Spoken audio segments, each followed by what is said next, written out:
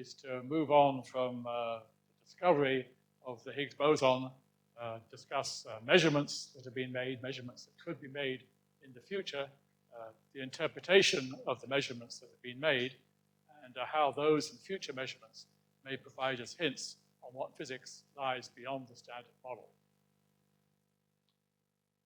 So this is a sort of an edited version of one of the slides that I showed yesterday. And in this red oval down here, we have the standard model, which is the basis for how we can advance in the field. And as I emphasized yesterday, our objective, of course, is to figure out what physics lies beyond the standard model.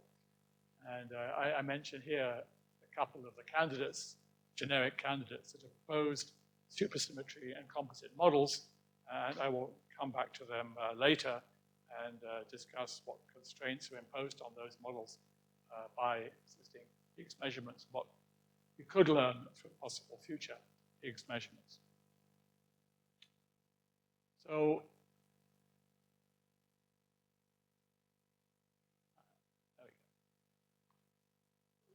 of course, the Higgs directly, if we could see some property of the Higgs that differed from the standard model, then that would immediately tell us that there has to be something beyond.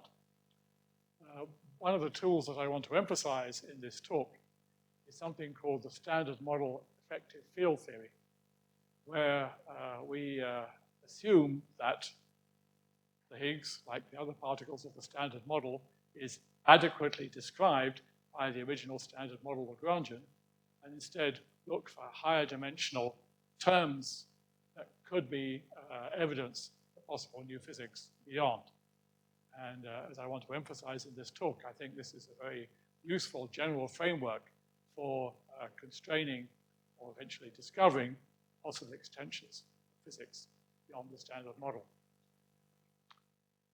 And at the end of this talk, I want to say a little bit about how experiments with possible future colliders, for example, the 100-kilometer circumference circular collider that I mentioned at the end of yesterday's lecture, how measurements of such a machine could take us into the physics beyond the standard model through Higgs measurements.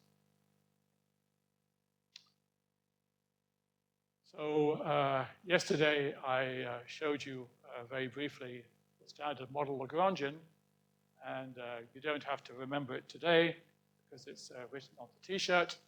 So if your memory fails you at any moment, just look at my chest and refresh your memory. So on this slide here, I've written out the terms of the standard Lagrangian in a little bit more detail. And as I emphasized yesterday, parts of it, basically the top two lines of the t-shirt, these have since many years been verified with extremely high precision. In many cases, the experimental accuracy is well below the percent level. As I emphasized yesterday, the two bottom lines of the t-shirt down here, the bits that explicitly involve the Higgs field phi, those we only really started subjecting to direct experimental tests within the last few years.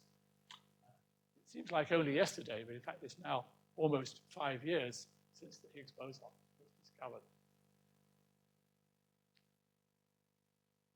Okay, so let's just remind ourselves briefly of some of the key features. So if we go back to 1964, when the original abelian Higgs mechanism was written down, people back then, Higgs, Bout, Ongley, and others, were considering a sort of simple prototype Lagrangian. So here you've got the Maxwell type field strength tensor squared. You've got an effective potential, which is represented in this picture up here. And you've got a kinetic term for the scalar field, which is assumed in this case to be a single complex scalar, so it has one phase degree of freedom. and d mu here, that is the covariant derivative, which involves the U1 gauge field A. So this Lagrangian, of course, is invariant under gauge transformations. And you can use that gauge transformation to transform away the phase in the field phi. And that's illustrated here. So you introduce a phase, gauge phase theta, which transforms phi into a real scalar. And when you do that, then of course you transform the gauge field. So here is the transformed gauge field E prime. The potential, of course, is invariant.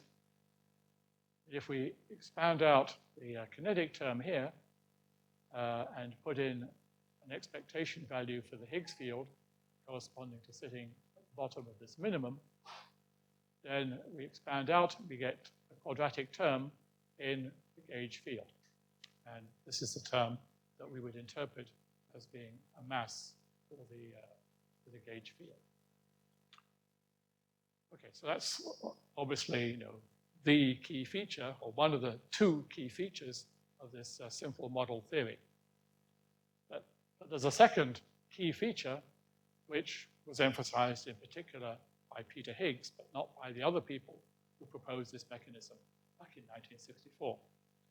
That is, that in order for this to work, you need a potential which is non-trivial in the radial direction. If it's flat, then you don't have any mechanism for fixing the Higgs-like expectation value. You necessarily need some sort of a wall in the radial direction in order to fix the value of the Higgs field. And to the extent that you have a non-trivial radial dependence of the potential, then you necessarily have a massive scalar corresponding to climbing up and down that wall.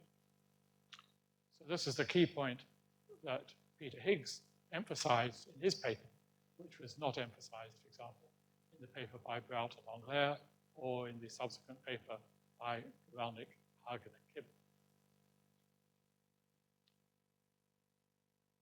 So just to emphasize this point a little bit more, so here is the same potential here. Origin is unstable. You've got a set of degenerate minima around the bottom here. When the theory chooses one of those minima, then it chooses a phase arbitrarily. That then breaks the U1 symmetry spontaneously. And corresponding to that rotational symmetry, you have a massless Nambu-Goldstone boson. So that was what was proposed by Nambu, who was the guy who actually introduced these ideas of spontaneous symmetry breaking from condensed matter physics into particle physics. So then what Englert and Brout, Higgs, and Guralnick, Hagen, and Kibble did was that they coupled that system to a gauge field, as I discussed on the previous slide. And as you saw there, when you couple that theory to a massless gauge boson, the massless gauge boson becomes massive, picturesquely, because it eats the massless Nambu-Goldstone boson. And as I've been emphasizing, the key added value from Peter Higgs was that in such a mechanism, you necessarily have a massive radial degree of freedom, which is the Higgs boson. So some people want to call this the Brout-Englert-Higgs boson. I'm going to stick with calling it the Higgs boson, because if you look at the original 1964 papers, he was the only one who really talked about such a massive scalar particle. Okay, so that was 1964. So the next development that I want to mention is how all this was incorporated to make the standard model, which of course was done by Weinberg and Salam in 1967. So it's the same principle, it's a little bit more complicated, because now instead of a single U1 gauge boson, you've got gauge fields for SU2 and for U1. So you've got two Maxwell-like field strength tensors sitting up here. And so the field strength tensor in the non-abelian case, of course, is slightly more complicated. You've got this quadratic term that appears.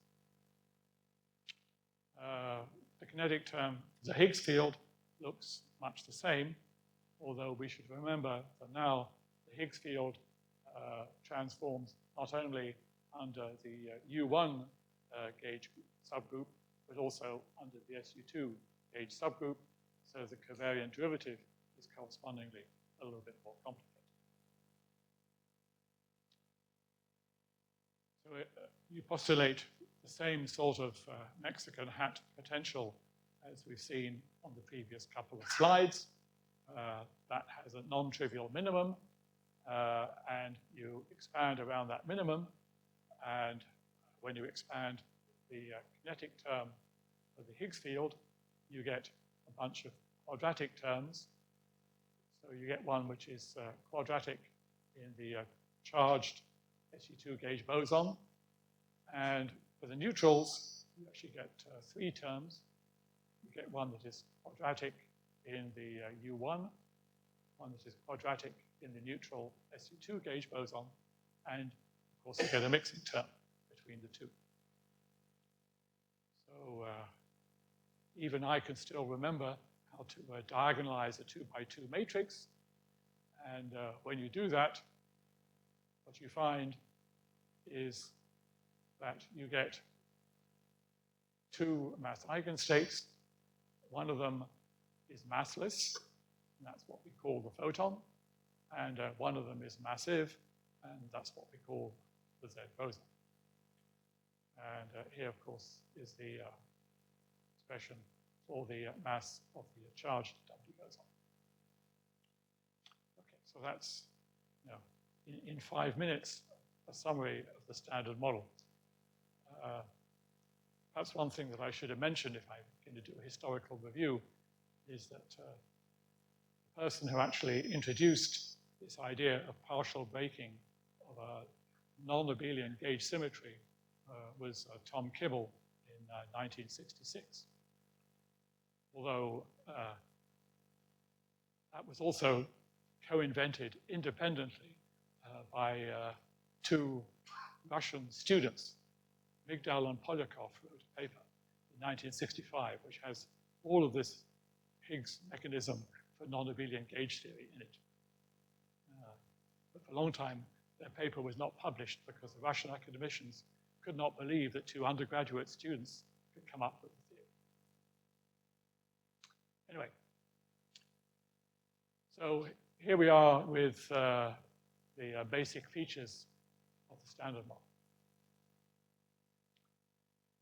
Okay, so what I'm going to be discussing in the rest of this lecture is the phenomenology of this theory and how we can look beyond. So two important ingredients are the couplings of the Higgs boson to the massive vector bosons and to fermions. So I've written here 66. Actually, I think it was in his paper in 1965, the one that Peter Higgs was writing on the first slide. That was his third paper on this mechanism. And he actually had quite a detailed discussion of, for example, the decays of the Higgs into pairs of massive vector bosons, and how Higgses could scatter massive vector bosons. It's quite a remarkable piece of work. Anyway, he pointed out that the Higgs would necessarily have couplings to the massive vector bosons, and I've written down the form here. As far as I'm aware, the first person to actually discuss explicitly the coupling of the Higgs to fermions was actually Steve Weinberg in his 1967 formulation of the Standard Model.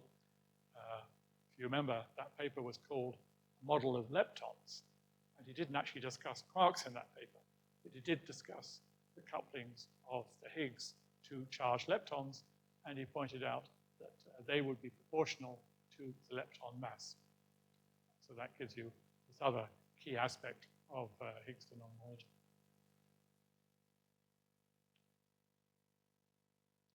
So in the following years, there was a handful of papers about the Higgs boson. I would perhaps mention in particular Ben Lee, who emphasized the fact that Higgs fields were an essential ingredient in the Standard Model, although we didn't actually discuss the phenomenology very much. Anyway, so that was the context in which we wrote our paper that I advertised yesterday, so I don't need to advertise it again today.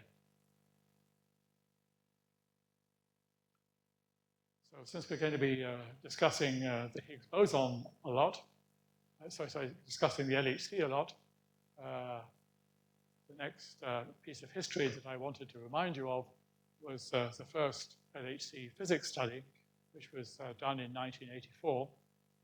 And I was asked to review what physics you could do with the LHC. And one of the primary things that we mentioned was studies of the Higgs boson. So here are a couple of plots taken from the paper that we wrote then, which was a review of possible LHC physics, discussing the production of the Higgs by gluon-gluon fusion and by WW fusion.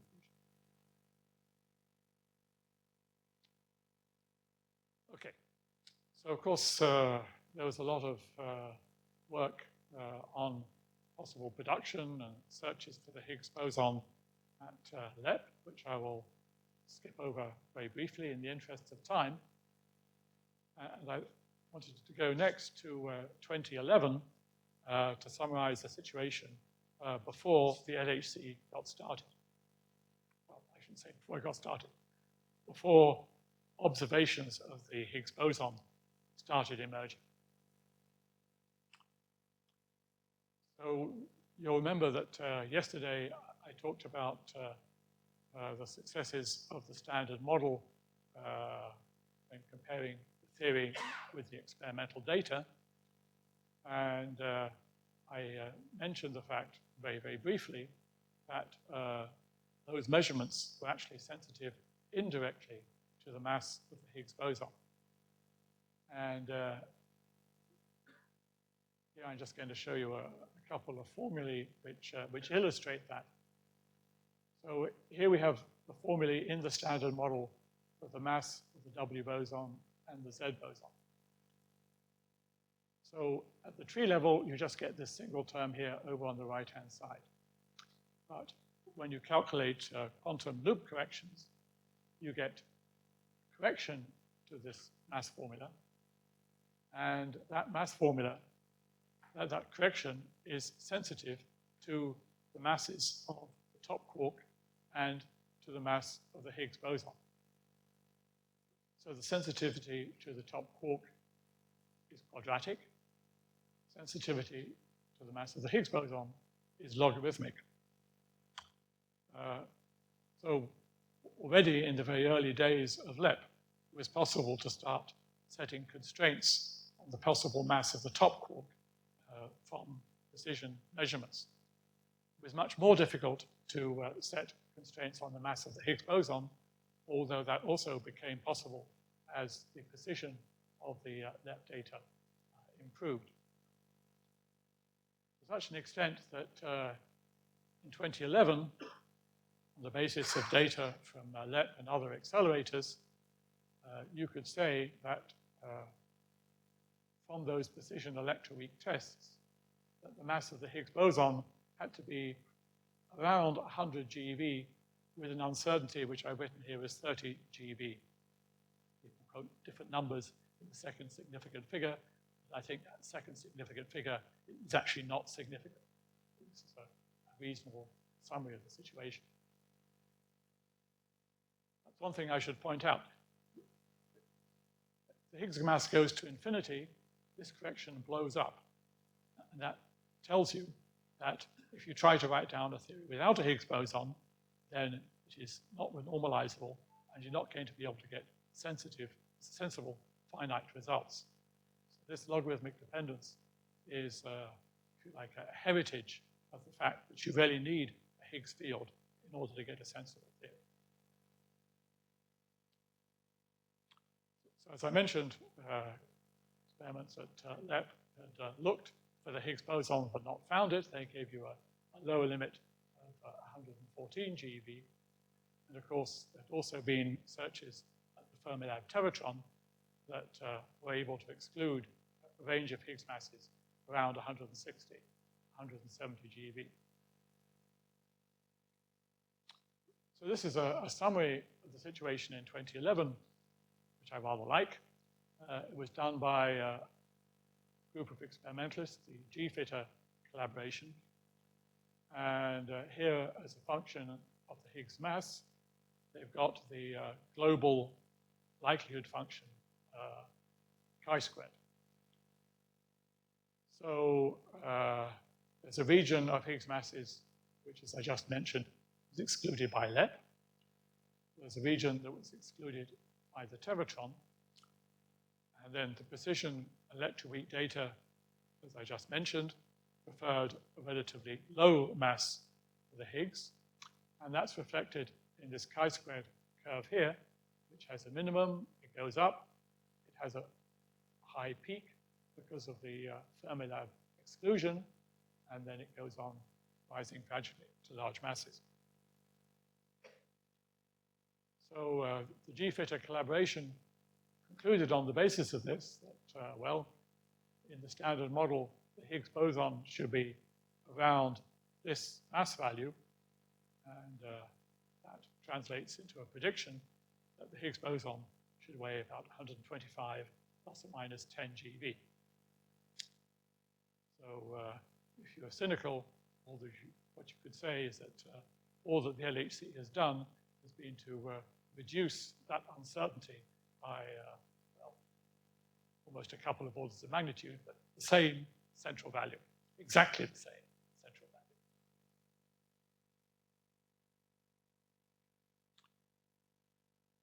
Okay, so how do you measure the properties of the Higgs boson at the LHC?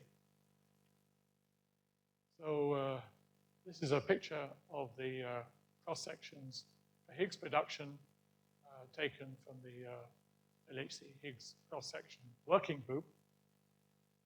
And so these different colors correspond to different production mechanisms, and the width of each of these bands corresponds to the theoretical uncertainty. So this is a function of the Higgs mass.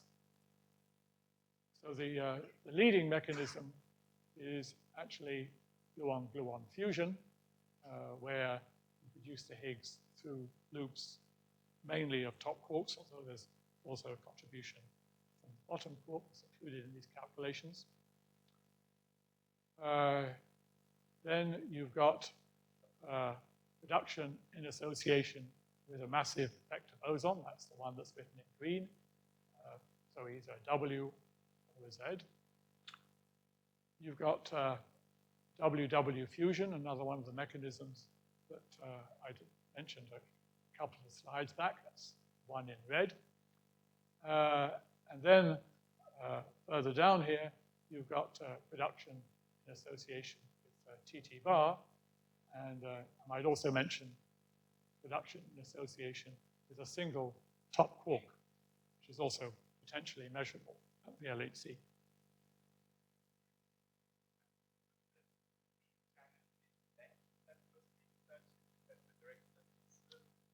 Right.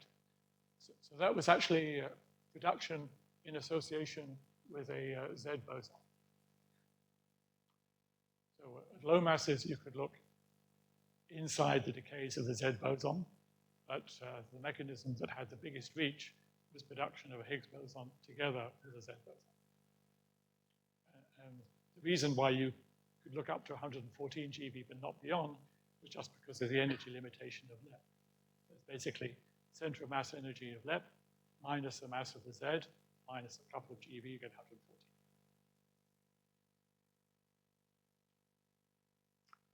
So always like to say that somebody up there must like us, because with the Higgs boson weighing 125 GeV, basically all of these production mechanisms are potentially measurable. Contrast with the situation if, just saying, supposing you had a particle that weighed 750 GeV, then there would be relatively few production mechanisms in the standard model, and it would be difficult to probe it. But with 125 GeV, there's lots of measurements that you can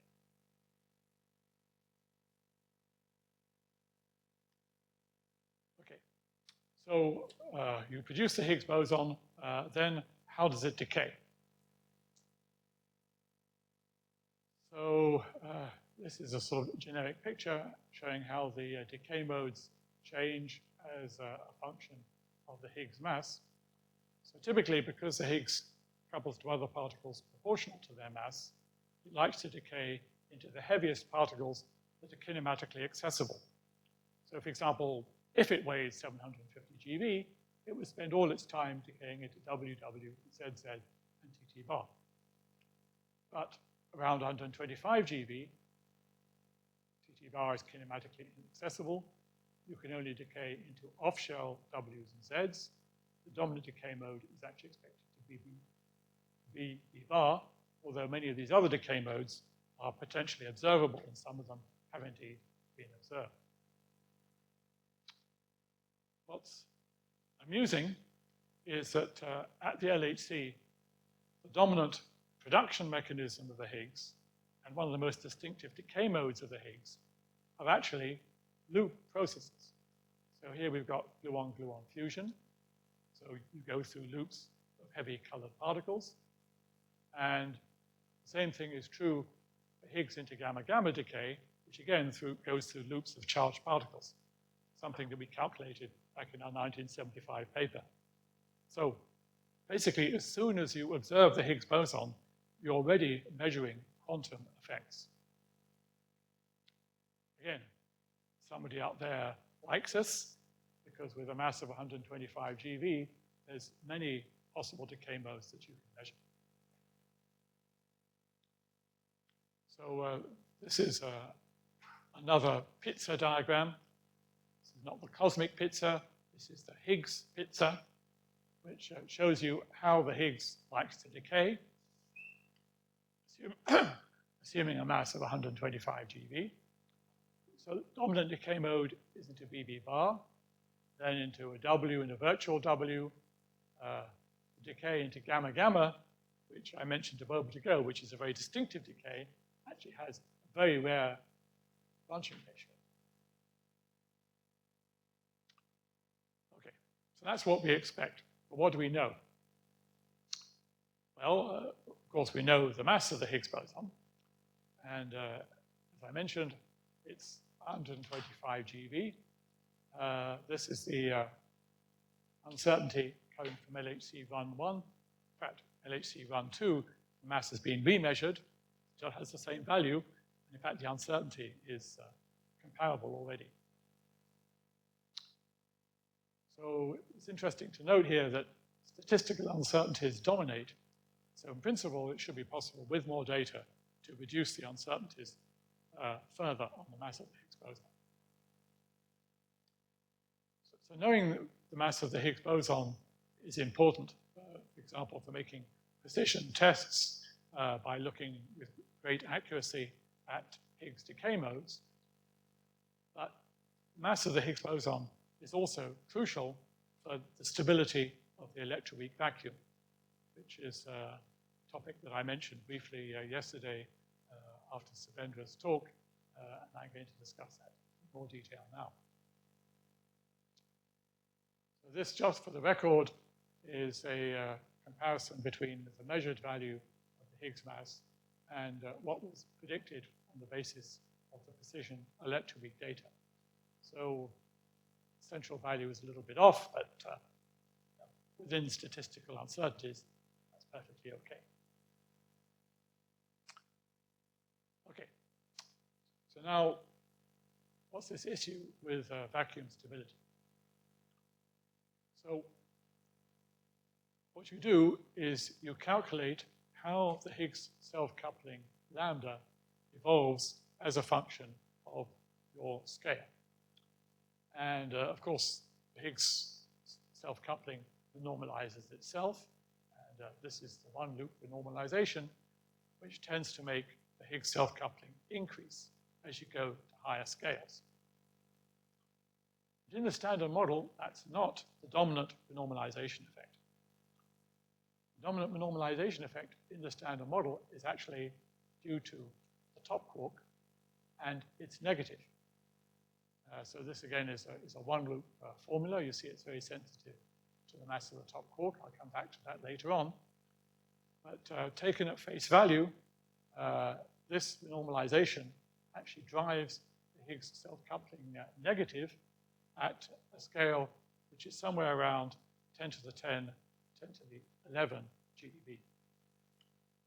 Now, when the Higgs self-coupling becomes negative, what that means is the potential, instead of rising like this in the original Mexican hat picture, instead it turns down, and that tells you that your vacuum is unstable. That bottom of the Mexican hat is no longer the minimum of the potential, because if you go to large field values, it goes down.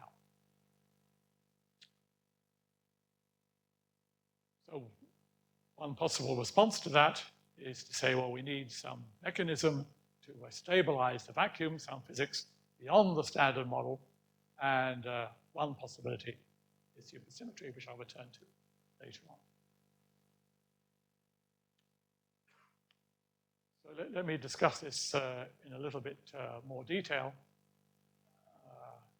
Something's gone wrong here with the formatting, but never mind.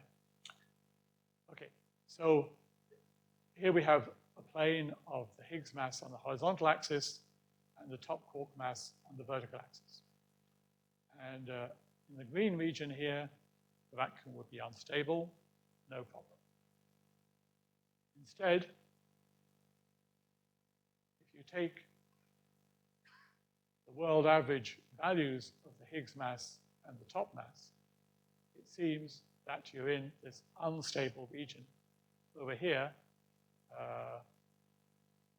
where, as I said, the Higgs self-coupling turns negative at large field values, and therefore our vacuum is unstable. So this is an issue that's been around for years, basically.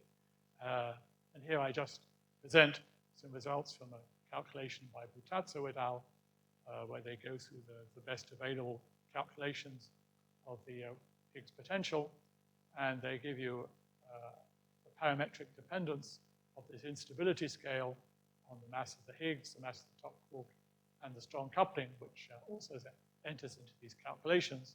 And as I said, with the current central values of m top and m Higgs, you get an instability scale which is around 10 to the 11 GeV.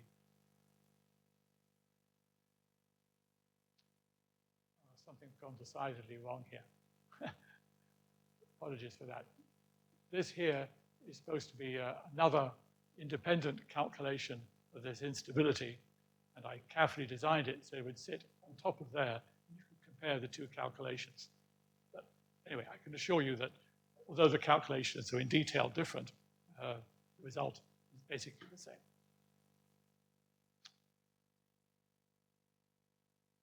So this is an illustration of the problem. So here is the bottom of the Mexican hat, and the issue is that if you go to large field values, that no longer describes the minimum of the effective potential. But instead, when lambda goes negative, you get this negative value of the potential over here on the side. Now, some people don't worry about this. Some people say, well, you know, we still don't know exactly what the top quark mass is. Maybe, you know, the measurements aren't as accurate as they claim to be, or maybe there's theoretical uncertainties. I think that's correct. I think that we should wait before concluding definitively for a more accurate determination of the top quark mass, and that's one of the things that I hope to learn from LHC Run 2. But let's set that issue one aside. Other people say, well, it's true that the vacuum is in principle unstable, but the lifetime of the vacuum is much longer than the age of the universe. So they say, why should we worry? Trump is going to kill us all before the universe collapses. Well, there's another issue which I highlight on this transparency, which is, how did we get here in the first place? Because if our minimum is not the lowest value of the potential, then why didn't the universe go down there instead of getting stuck, in this minimum over here? And indeed, if you believe that the universe was once very hot and very dense, as for example, inflationary cosmology, then you would conclude that almost all the universe would fall down that hole there. And so here I just show a couple of plots from one of the papers analyzing this by Hook et al. The general conclusion is that if you do have this instability, then it's very difficult to understand why we are not down that hole. So this is why I say that I think that we really need to think about some mechanism which would stabilize the electroweak vacuum. And this necessarily involves some physics beyond the standard model. So it's often said that the LHC has not discovered physics beyond the standard model. But I think this is perhaps the most convincing indirect collider evidence that there has to be, at some stage, physics beyond the standard model. Indirect evidence, but nevertheless, I think it's important evidence. So what might that physics beyond the standard model be? I just wanted to advertise a little paper that I wrote with Douglas Ross many years ago now. So we asked ourselves, well, okay, if the top quark destabilizes the Higgs potential, how could you stabilize it? Well, the problem comes about because you've got top quark loops. The top quark is a fermion, and fermion loops have a minus sign. Great, so let's put in a scalar. Scalar loops have a plus sign, and so we can cancel out the top quark. And you can do that. You can delay indefinitely the collapse of the potential by adding in a suitable scalar particle. However, you have to really be very careful about the couplings of that scalar particle. And if you adjust the parameters of that additional scalar, even at the per mil level, you can swing abruptly from a situation where the vacuum is unstable to one where the coupling blows up. Of course, there is a theory where there is a scalar that does cancel out the top quark and whose couplings are very finely tuned, and that's supersymmetry. In supersymmetry, you have a stops quark, and supersymmetry enforces this relationship between the scalar coupling and the fermion coupling in just such a way that the vacuum is stable. And in fact, you can take this argument further. You can ask yourself, well, how can you preserve this necessary relation at the loop level? And in order to do that, you have to deduce additional fermions, much like Higgs-Zenos. So the general picture that you finish up with, if you want to avoid having your potential either collapse or blow up, is you need something which looks very much like supersymmetry.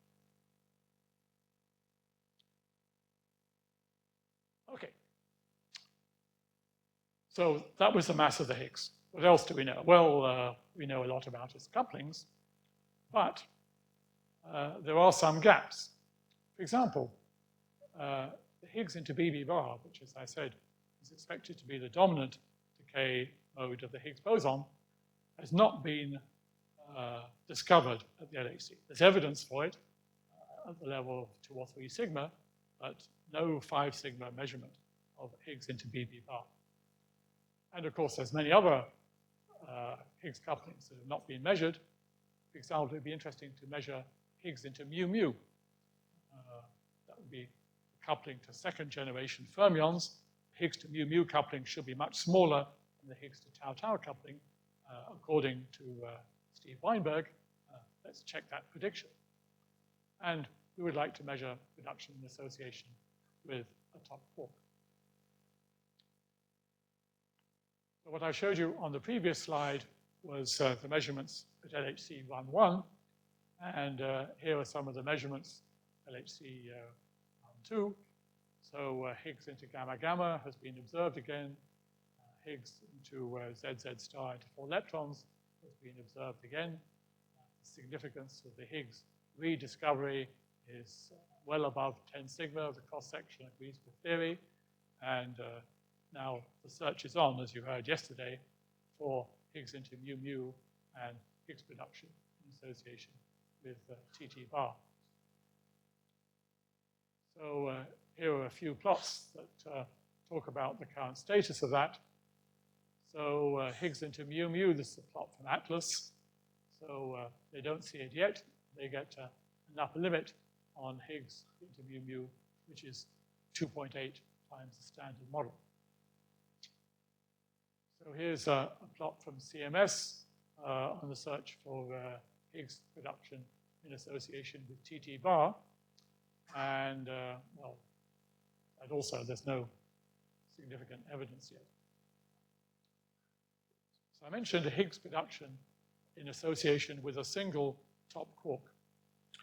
So this is not discussed so often, but I think it's quite interesting. So here are 2 Feynman diagrams that contribute to this mechanism for producing the Higgs boson. So the thing that's interesting about this is that there's a contribution from Higgs radiation from the W and Higgs radiation from a top quark. So there's interference between those 2 diagrams. That interference gives you sensitivity to the relative sign of the Higgs coupling to Ws and the Higgs coupling to top quarks. So this is a plot that I got from recent CMS paper, where they do an analysis of the search for Higgs production in association with a single top as well as with TT bar. And unfortunately, this plot didn't come out very clearly. But this measurement, in principle, gives you sensitivity to the relative sign of the Higgs W and Higgs top coupling. So the standard model would be over here with a relative plus sign. You can ask yourself, well, is the negative sign excluded? The answer is not yet, but in principle, with future measurements, you could potentially exclude that quote-unquote wrong sign for the Higgs top coupling.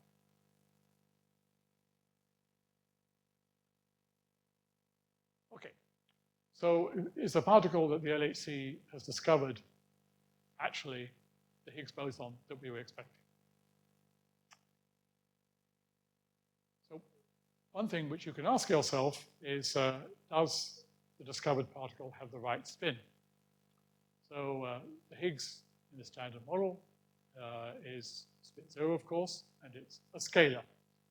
And this is a compilation of tests done by CMS collaboration, where they look at various different angular distributions that are sensitive to the spin and the parity.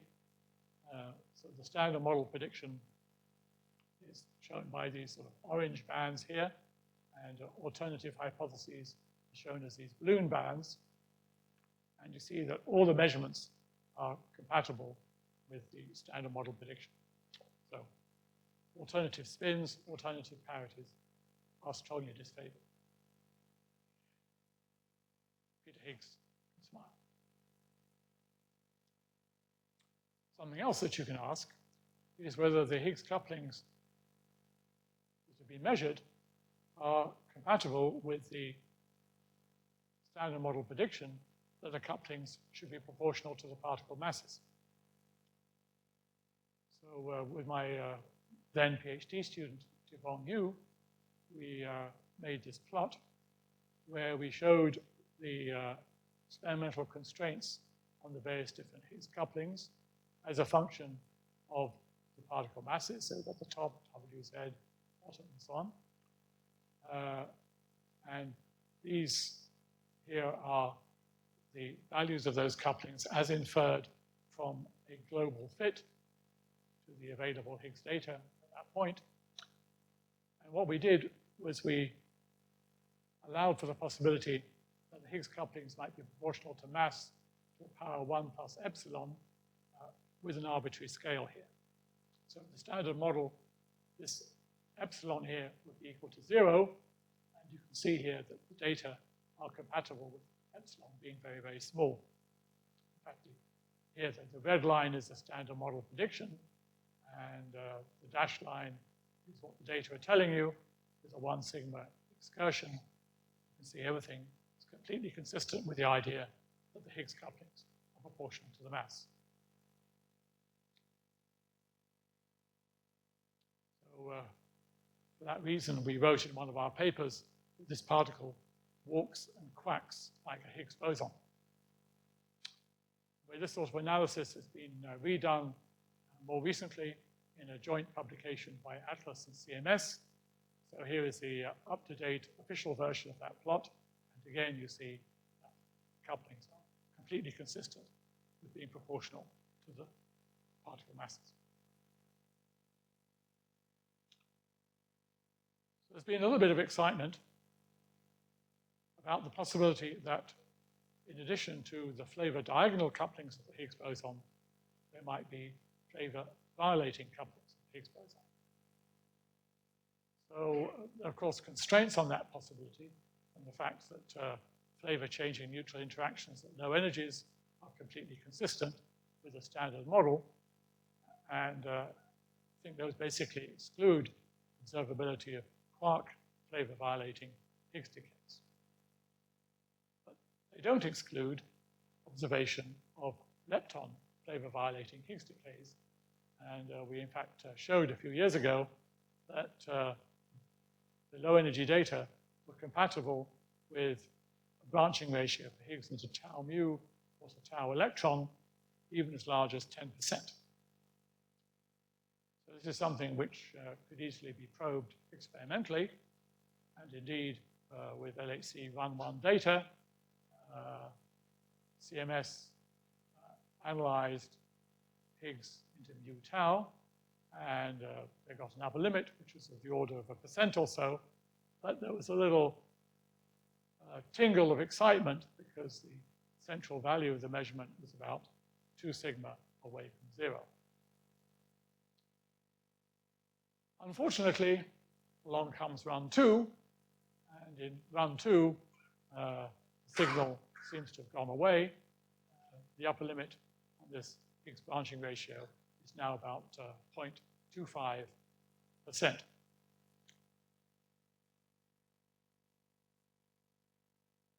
So that particular hint for lepton flavor violating Higgs decays seems to have disappeared. Okay, now could the Higgs boson be elementary, or could it be composite? So if it's elementary, and if you calculate loop corrections to the Higgs mass, you find they're quadratically divergent. If you cut them off to around 10 TeV, then these are the sort of magnitudes of the loop corrections that you find. It looks very unnatural to have a physical Higgs mass of 125 GeV. And so people like to postulate that there was some physics that cuts off these loops at a lower energy scale, and that's one of the motivations for supersymmetry at the TeV scale. So that's in the case of an elementary Higgs boson.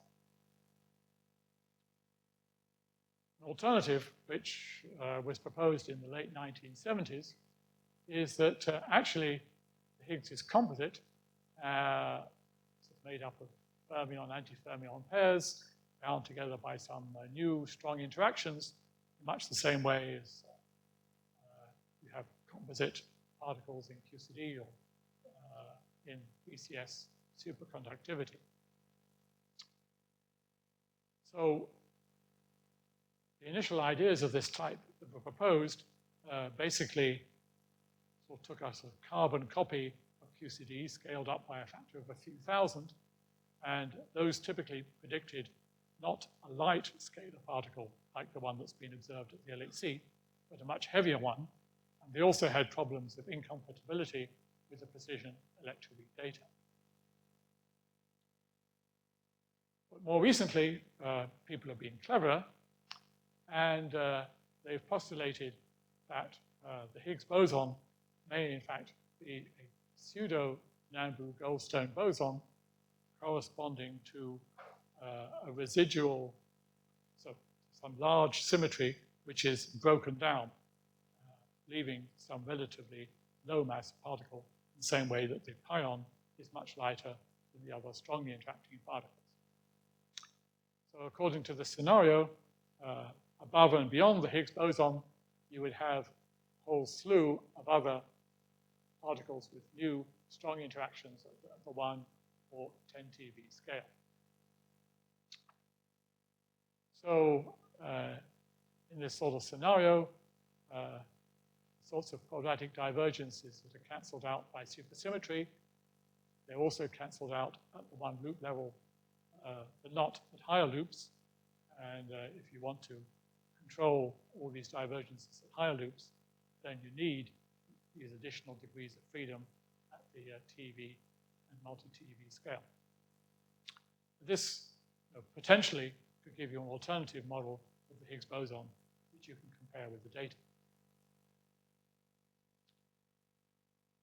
So there's a general framework for discussing this, which you heard about yesterday in experimental talks.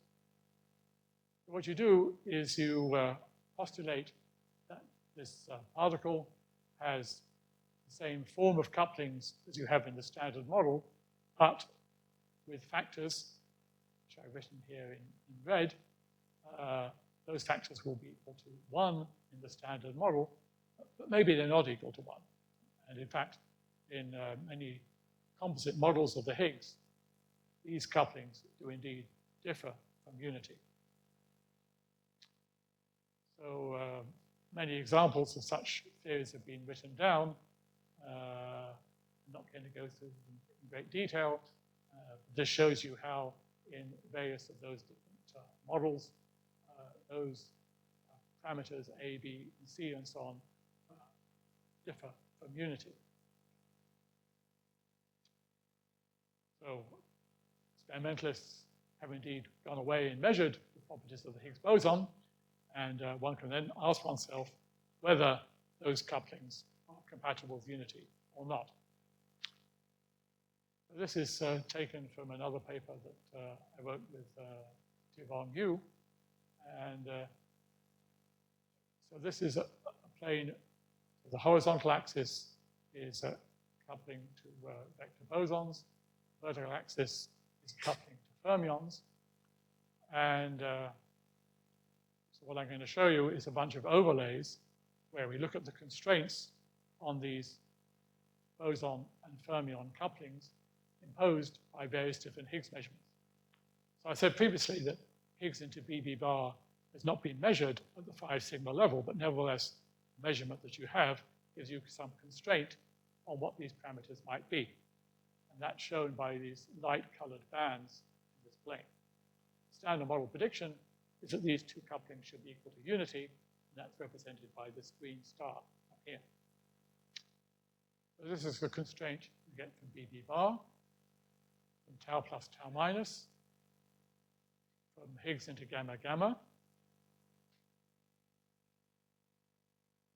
from WW, ZZ, and this is the global result, putting everything together. So you see you get this little spot here, which is shining almost directly on the standard model prediction. So the data are highly compatible with the prediction of the standard model. These yellow lines here, these correspond to various different pseudo-Nambu-Goldstone boson composite models.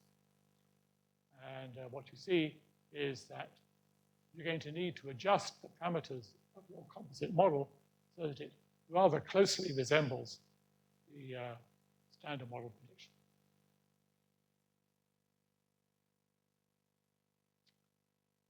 So the same type of analysis has been done by the experimental collaborations. Yeah.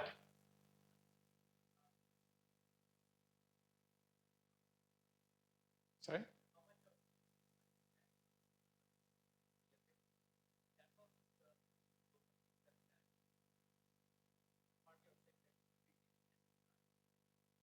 Yeah, so I think a twin Higgs model would look very much like the standard model in this sort of plot.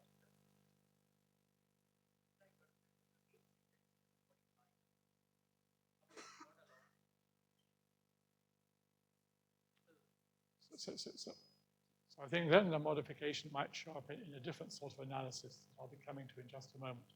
I'm not sure that you'd see something in the modifications of the Higgs couplings.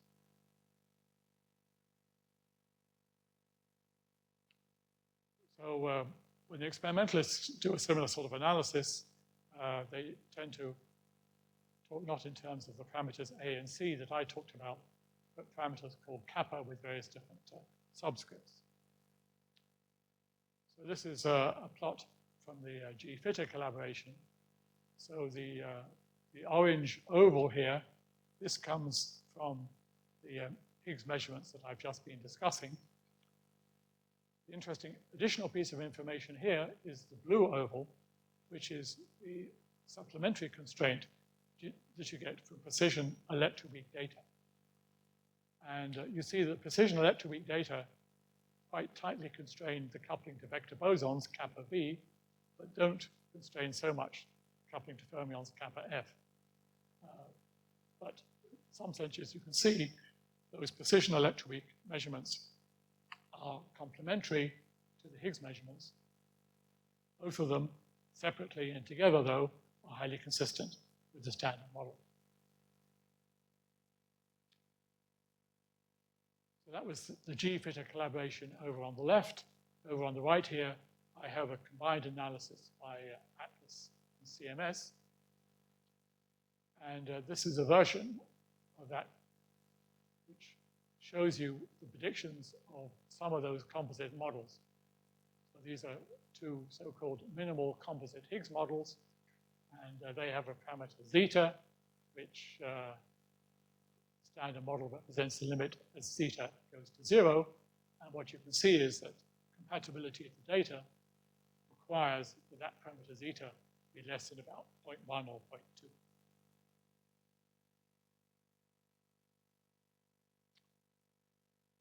So the Higgs boson looks like it has spin 0, pseudoscalar.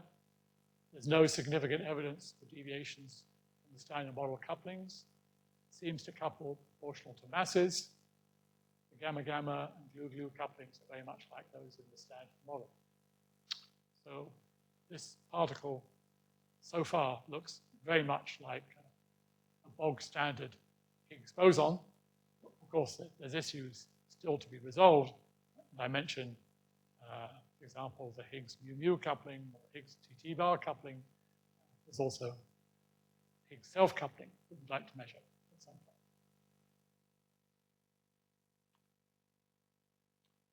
Okay, but let's assume for the moment that this particle really is the standard model Higgs boson, and that Higgs, like all the other particles that we know about, at the tree level has couplings which are, I was told I could speak for an hour. Sorry? 15 minutes more, okay. Okay. So let's assume that the couplings of the Higgs boson, like all the other particles we know, are precisely given by the standard model. And let's look for new physics in a different way by looking for additional higher dimensional terms in the effective standard model Lagrangian beyond the dimension 4 that's written on the T-shed. So you're going to need a big T-shirt to write them all down, because there's over 1,000 dimension 6 operators that you write down. I think even Srirup, even your stomach is not big enough to show all these additional terms. But you can make very simplifying assumptions, like flavor conservation and so on. And if you focus on the Higgs data and the precision electroweak data, then there's a relatively limited set of these dimension 6 operators that are relevant. Now, the beauty of this formalism is that you're able to link together those precision electroweak measurements, the Higgs measurements, and also triple gauge coupling measurements, and discuss them within a unified framework. And I certainly would encourage our experimental colleagues to use this sort of framework for future analyses of LHC data.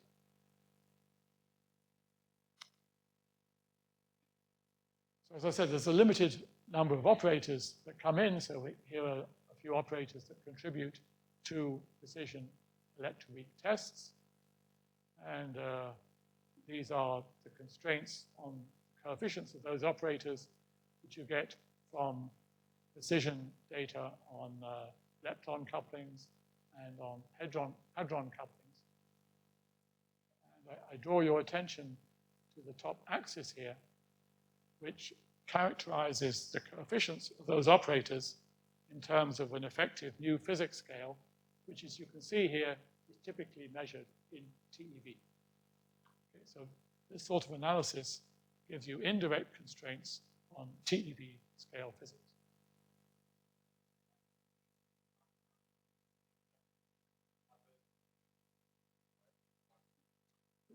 This is just a historical convention.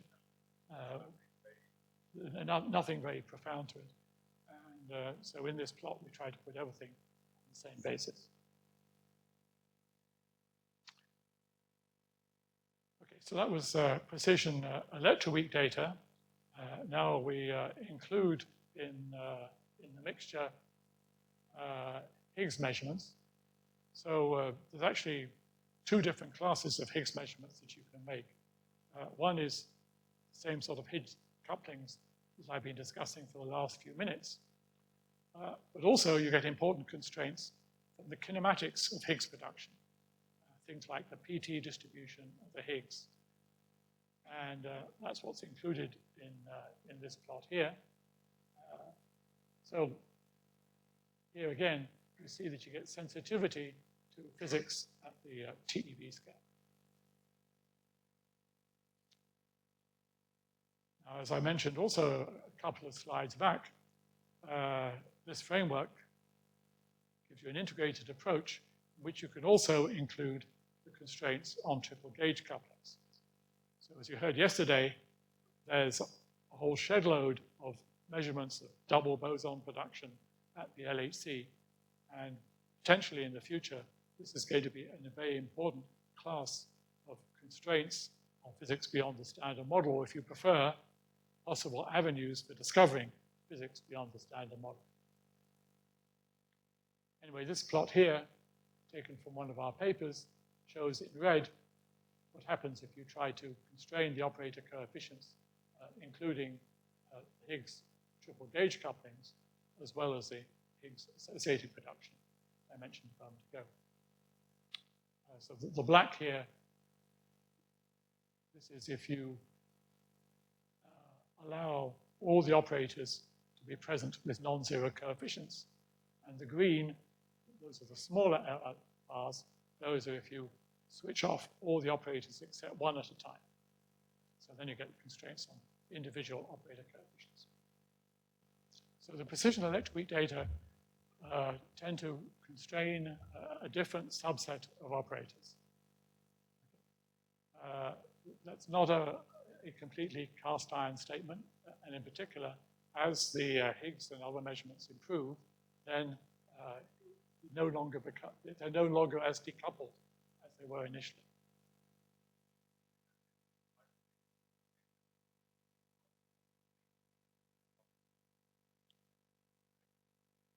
So there are particular combinations of operators which are strongly constrained by the precision electroweak data. And there are other combinations, blind directions, if you like, which are not so constrained by the precision electroweak data, but are constrained by the Higgs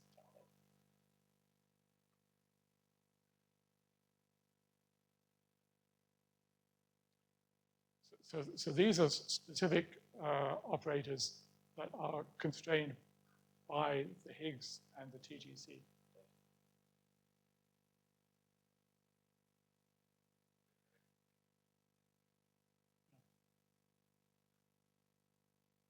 So I should, by the way, apologize that this is basically Higgs run 1 triple gauge coupling data.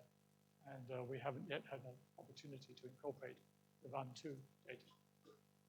Presumably, those will be much tighter constraints because you've got a larger kinematic range.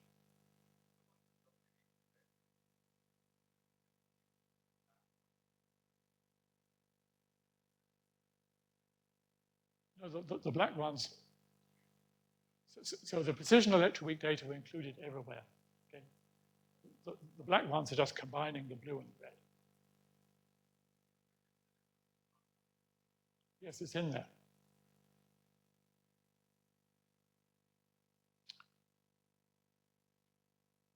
So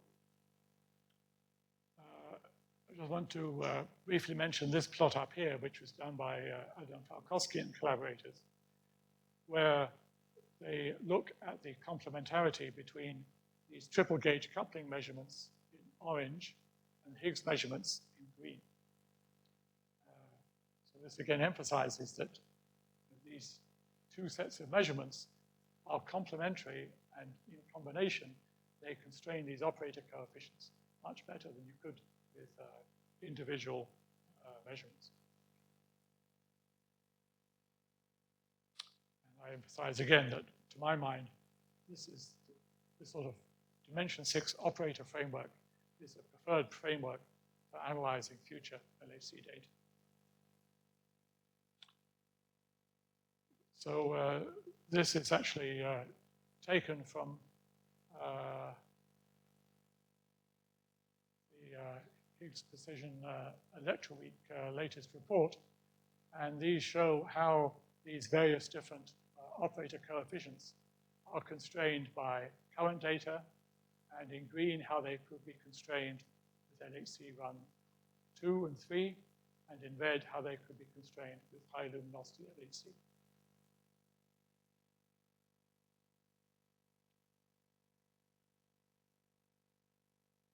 So this slide you've seen before. I don't need to go through it in great detail. Oh, this one doesn't have Fabiola. Okay, so I gave you previously my 007 list of issues beyond the standard model. And I also advertised the fact that LHC Run 2 is addressing many of these topics, and many of these topics are not solved, at least mitigated by supersymmetry. So that's why, if I'm asked what physics do I like beyond the standard model, I always say supersymmetry, and I write it in the largest font that will fit on the slide. And I would actually be quite aggressive about it. I would say, well, LHC Run 1 gave us 3 additional reasons for liking supersymmetry.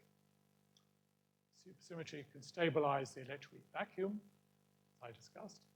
It made a successful prediction for the Higgs mass, which I'll discuss in just a moment. And it also predicted correctly that the Higgs couplings would be similar to those in the standard model, as you've seen is indicated by the data.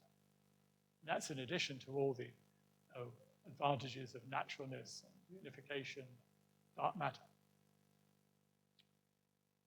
So just to remind you about quadratic divergences and how they're cancelled in supersymmetry. So those divergences go like lambda squared, because they come from fermion and boson loops that have opposite signs. And so the leading quadratic divergence is cancelled if you have the right relationship between the fermion and boson couplings. That's exactly the relationship that you have in supersymmetry. And parenthetically, that's exactly the relationship which gave us the stability of the electroweak vacuum that I talked about some time ago. Unification, so this is classic plot, which of course is only circumstantial evidence for supersymmetry, but I still find it impressive, although some people think it's a little bit over-ambitious. Okay, so I'm talking in this lecture about the Higgs boson. So what about Higgs bosons in supersymmetry? So in supersymmetry, you require two complex Higgs doublets. That means that you have a total of 8 degrees of freedom. 3 of those are eaten by the W plus or minus and Z0, leaving you with 5 physical Higgs bosons. So we've got 2 scalars, 1 pseudoscalar, and 2 charged Higgs bosons. So at the tree level, the lighter of those 2 scalar bosons has a mass less than mz. But it gets important radiative corrections. So after you've cancelled off the quadratic divergences, you still have logarithmic divergences. And those logarithmic divergences are shown here, and they're quite sensitive, again, to the mass of the top quark. So this is an illustration of what the Higgs mass looks like in a supersymmetric model. So here, just to guide the eye, is the experimental measurement of the Higgs mass. And what you see is that there is a large range of the Higgs parameters which are compatible with the LHC measurement. What's amusing is that there was another little corner of parameter space where you can also get a light Higgs weighing about 130 GeV, although I think this parameter region has probably been excluded by the data, and we should be more thinking about this range here. So this justifies the remark that I made a moment ago, that supersymmetry actually predicted that you would have a Higgs boson weighing less than about 130 GeV. So of course you can look for other Higgs bosons at the LHC. There's heavier Higgs bosons that are predicted. This, I'm afraid, is not the latest plot, but it gives you the general flavor. So this MA, that's the mass of the heavier pseudoscalar Higgs boson. And so that's not been seen. And you've got a lower limit on the mass of that pseudoscalar Higgs boson. That depends on the ratio of Higgs vacuum expectation values in this 2 Higgs doublet model. Okay, so a few words at the end about where we can go in the future with Higgs studies. So there's a lot of discussion around the world about building a next generation accelerator which might serve as a Higgs factory to study the Higgs boson in detail. So of course we already have a Higgs factory. That Higgs factory is the LHC. And as we go on to high luminosity LHC, then we will get much more precise measurements of many Higgs properties. And so this is a study that was done by Atlas a while back, showing how many Higgs couplings can be measured more accurately in future runs of the LHC. But above and beyond that, people are considering other colliders, linear colliders, circular plus or minus collider, EP collider, gamma-gamma collider, muon collider. Which of these is actually the best option for future studies? Maybe you should await results from LHC run too. Anyway, this plot here shows you the projected luminosities of various opposed E plus E minus colliders as a function of energy. So here we've got central mass energy going up to 3 TeV. So red, this is a circular E plus E minus collider in a 100-kilometer tunnel. So this is like the FCC project that I mentioned at the end of yesterday's lecture, or like the Chinese CEPC project.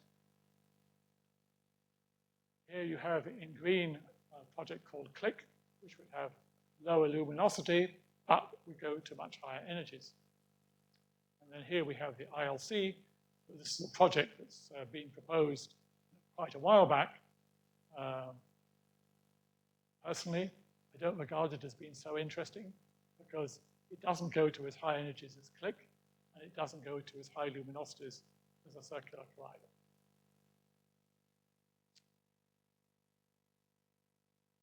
So here is how accurately you could do the Higgs coupling measurements at a future circular E plus E minus collider. So you remember the plot that I showed you half an hour or so ago. Now we've got these infinitesimal little dots that could be used to test predictions of the standard model at the per mil level. And of course, this machine, although it could do Higgs physics, could also do a lot of other things as well, like, for example, next generation of precision electroweak data. So what could those Higgs measurements tell us about physics beyond the standard model? So this is a plot that we did a while back where these little symbols here represent the possible deviations from the standard model that you might get in various different supersymmetric scenarios. And these horizontal bars here indicate how accurately you can measure the Higgs properties with various different colliders. So TLEP, that's the old name for future circular collider E plus E minus option. So the future circular collider could make measurements that are much more precise than these other accelerators. And I would say it's only this future circular collider that actually had a realistic chance of discriminating between these supersymmetric models and the standard model. But one has to be aware of the fact that in order to discriminate between these supersymmetric models and the standard model, one has to control the standard model uncertainties much better than they're done at the moment. And this is a program for theoretical calculations for the future. So this is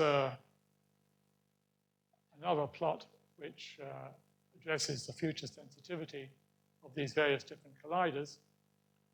So what is done here is to think what would be the likely sensitivity to the operating coefficient lambda for these various different operators. On the left, Higgs electroweak precision tests. On the right, Higgs and triple gauge couplings. So here I compare the ILC and FCC-EE. Here again, we see that it's important to control the theoretical uncertainties. These have to be reduced significantly below the current values if one is to extract full value from these future measurements.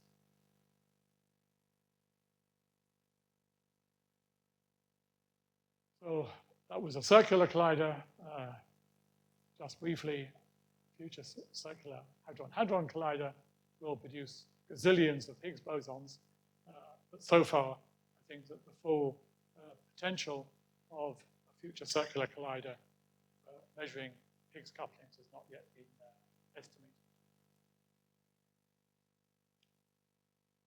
So to conclude, beyond any reasonable doubt, the LHC has discovered a Higgs boson, possibly the Higgs boson. This presents a big challenge for theoretical physics. I've talked about vacuum stability. I've talked about naturalness in the hierarchy. The LHC may still discover new physics beyond the standard model directly. If it does, surely the priority will, for future accelerators, be how to study that physics beyond the standard model. But if we're unlucky and LHC 1.2 does not discover directly physics beyond the standard model, it'll be natural to focus on the Higgs boson.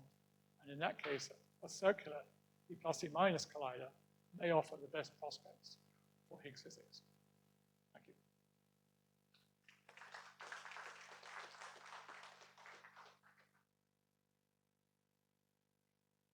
So we can take a few questions.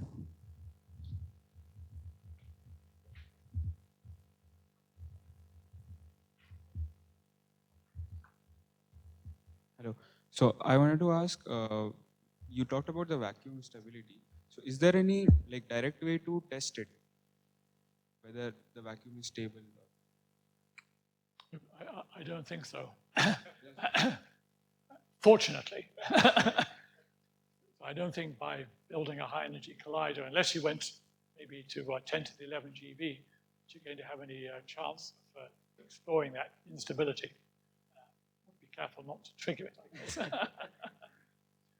I think that what you need to do is you need to measure as precisely as possible the mass of the top quark. And you also need to reduce the theoretical uncertainties in the relationship between the experimental measurements and the parameter that actually appears in the Lagrangian that we theorists use to calculate the vacuum stability. And I didn't get a chance to discuss that, but there's important uncertainties.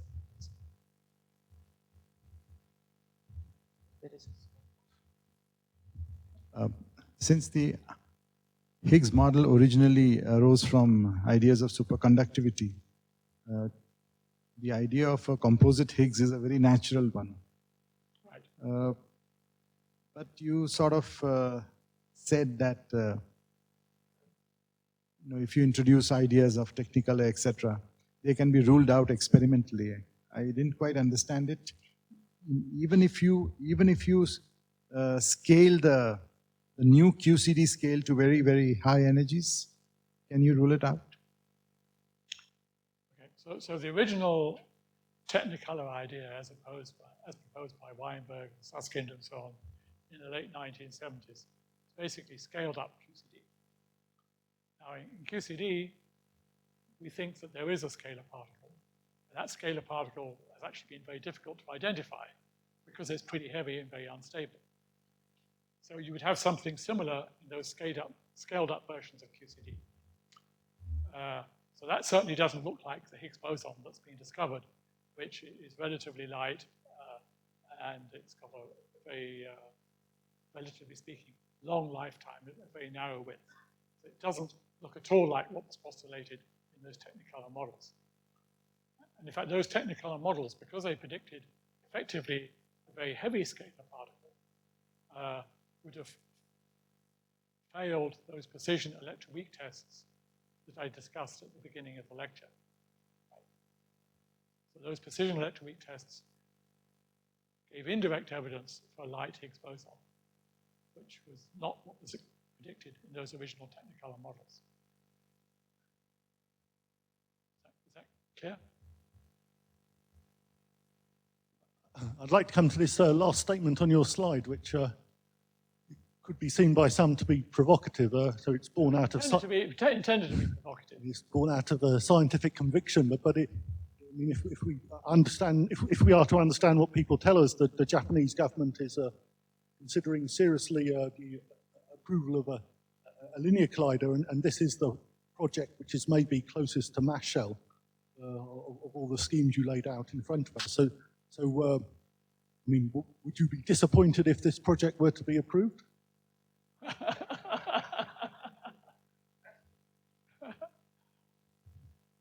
Well, as I said, at the moment, it doesn't look to me like that would be the most interesting machine. Okay. So technologically, it's probably the most mature. Maybe it's also politically the most mature. I'm not in a position to judge that. But in some sense, I would regard the ILC as being based on yesterday's technology. It's based on a technology that was proposed, I know, 2 decades ago. It's very mature, but if you were starting from scratch, it's not necessary. Today, it's not obvious that that's the technology that you would choose. Now, if the ILC goes ahead, and if the Japanese pay for it all, that's fine, right? That's a whole bunch of extra money coming into the field, and that's surely going to enable physics to progress more rapidly than it would do without that money. I think the problem comes if the ILC requires money from other regions of the planet, because then there's an opportunity cost, right? And then Europe, United States, they have to consider, well, do they want to put money into that project, which, as I said, personally, I don't regard as being ideal, as opposed to maybe using it for some other project that might be better. So my understanding at the moment is that both in Europe and in the US, there is very little spare money available for making a substantial investment in the ILC. So maybe the only way for it to proceed is to progress basically on Japanese money. Or shall we? Okay.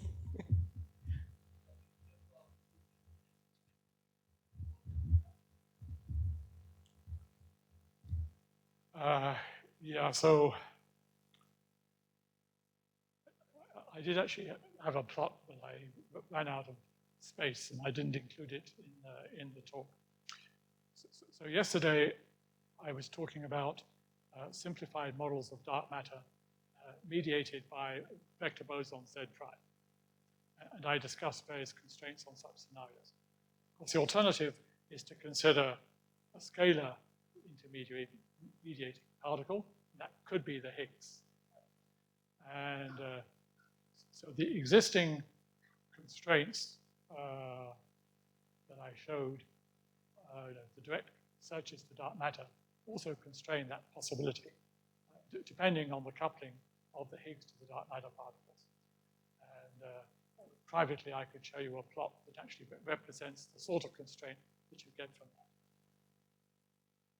But it's clear that in principle, you could have a renormalizable Higgs dark matter coupling.